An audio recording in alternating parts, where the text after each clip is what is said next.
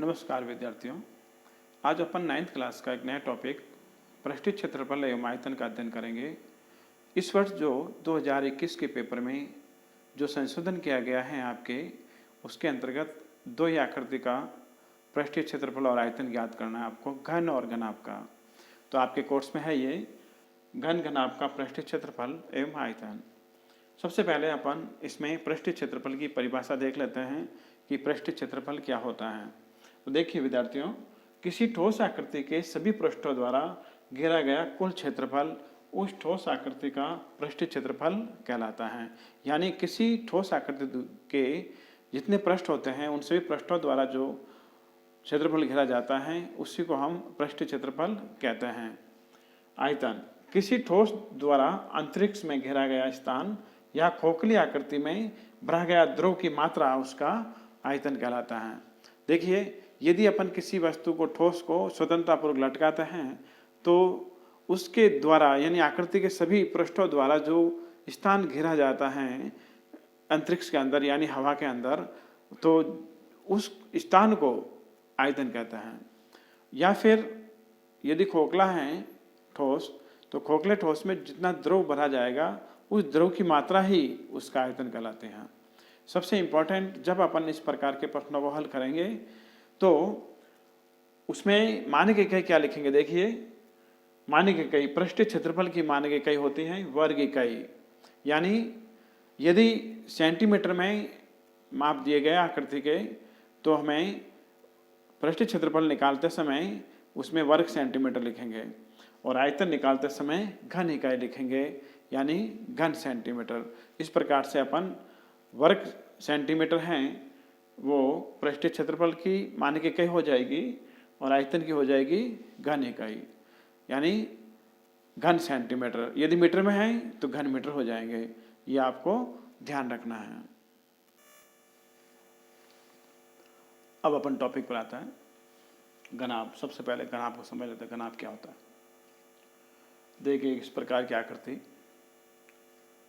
इस आकृति को अपन चित्र में देख सकते हैं आसानी से कि एक प्रकार का ये बॉक्स होता है। बॉक्स के जैसी आकृति होती है जिसके घनाभाकार फलक होते हैं। बिल्कुल साफ नजर आ रहा, देखिए ये एक घनाभाकार फलक, इसके ऊपर भी इस प्रकार का एक घनाभाकार फलक है। ये नीचे वाला, ये ऊपर वाला दिख रहा है चित्र में। इसी प्रकार से इधर वाला और इधर वाला भी दिख रहा है और इसके आगे वाला फलक और इसके पीछे वाला फलक। इस प्रकार से कुल 6 फलक होते हैं इसमें। तो इसकी परिभाषा सिंपल सी होगी। देखिए, यदि समांतर षटफलक यानी 6 फलक का प्रत्येक फलक आयत हो तो उसे घनाभ कहते हैं। सभी फलक आयताकार होते हैं इसके। इसका एक और नाम है, देखिए घनाभ का। घनाभ को आयत फल की ठोस भी कहते हैं। अब इम्पोर्टेंट पता है आपको, इस बार ऑब्जेक्टिव प्रश्न भी आएंगे पेपर में, तो उसमें बिल्कुल छोटे छोटे प्रश्नों को आपको तैयार करना है। तो उसी के अंतर्गत देखिए, घनाभ में 6 पृष्ठ होते हैं।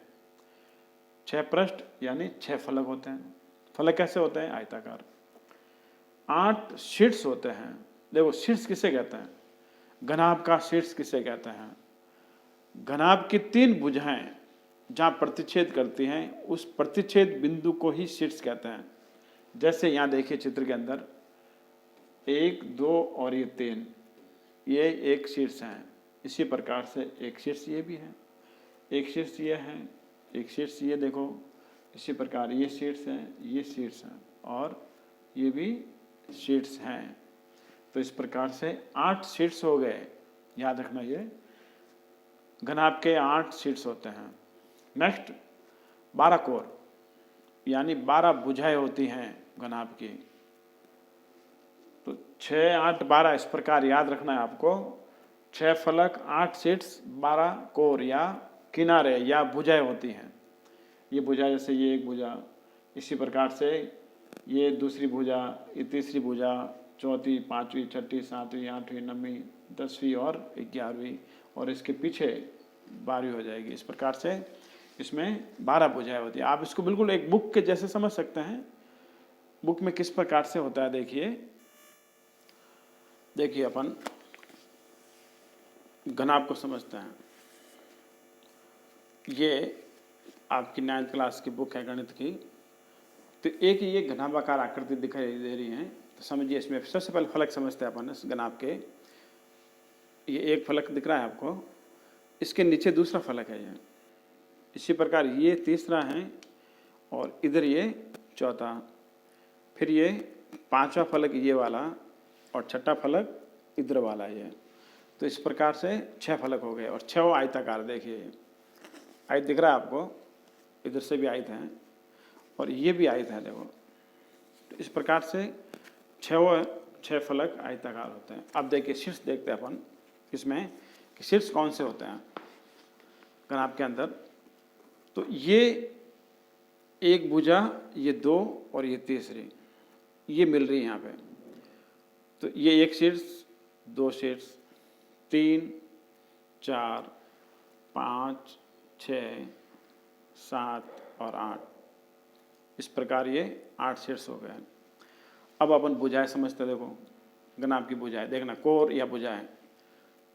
एक भुजा, 2 भुजा, 3, 4, 5, 6, 7 और ये 8, ये 9, ये 10, ये 11 और ये 12। इस प्रकार से 12 भुजाएं होगी। तो आप बिल्कुल इजी वे में समझ सकते हैं कि कैसे ये 12 भुजाएं हो गई। ठीक है। अब देखिए दूसरी जो आकृति आपके इस अध्याय में है वो है घन। घन इस प्रकार की एक आकृति होती है। शायद आपने जो पासा खेलते हैं अपन वो देखा होगा, उसमें 6 फलक होते हैं, अंक लिखे उसके ऊपर 1 से 6 तक। 6 फलक समान होते हैं उसके, यानी इसकी परिभाषा हो गई जिससे देखिए ऐसा घनाभ जिसकी सभी भुजाएं समान माप की हो घन कहलाता है। होता घनाभ भी है परंतु इसकी सभी भुजाएं बराबर नाप की होती हैं, इसलिए इसको घन कहते हैं। घन में भी 6 फलक होते हैं परंतु ये फलक वर्गाकार होते हैं। घनाभ में ये आयताकार होते थे। 8 शीर्ष होते हैं इसमें भी, 12 कोर यानी भुजाएं होती हैं, परंतु इसकी सभी भुजाएं बराबर नाप की होती है। ये याद रखना आपको। घन के अंदर लंबाई, चौड़ाई, ऊंचाई सब बराबर होती हैं और इसको अपन सिर्फ भुजा कहेंगे। अब अपन इसके आगे जो इसके इंपॉर्टेंट सूत्र हैं वो ज्ञात करेंगे। देखिए इस अध्याय से संबंधित सबसे महत्वपूर्ण सूत्र, सबसे पहले घनाभ के सूत्र लिख लेते हैं अपन। घनाभ का संपूर्ण पृष्ठीय क्षेत्रफल सूत्र है ये 2 इंटू लंबाई इंटू चौड़ाई प्लस चौड़ाई इंटू ऊंचाई प्लस ऊंचाई इंटू लंबाई वर्ग इकाई। इसके पीछे लिखेंगे अपन घनाभ के प्रत्येक पृष्ठ का क्षेत्रफल। हमें पता है घनाभ का प्रत्येक पृष्ठ आयताकार होता है, इसलिए लंबाई इंटू चौड़ाई वर्ग इकाई इसका क्षेत्रफल होगा। घनाभ का आयतन लंबाई इंटू चौड़ाई इंटू ऊंचाई घन इकाई, ये इसका सूत्र हो गया। इसी प्रकार से घन का देखिए, घन का संपूर्ण पृष्ठीय क्षेत्रफल 6 भुजा स्क्वायर वर्ग इकाई। घन के प्रत्येक पृष्ठ का क्षेत्रफल भुजा स्क्वायर हो जाएगा, क्योंकि घन का प्रत्येक पृष्ठ है वो एक वर्ग होता है, तो वर्ग का क्षेत्रफल भुजा स्क्वायर होता है। घन का आयतन भुजा क्यूब, भुजा की घात 3 घन इकाई। इस प्रकार से ये इंपॉर्टेंट सूत्र हैं, आपको याद करना है।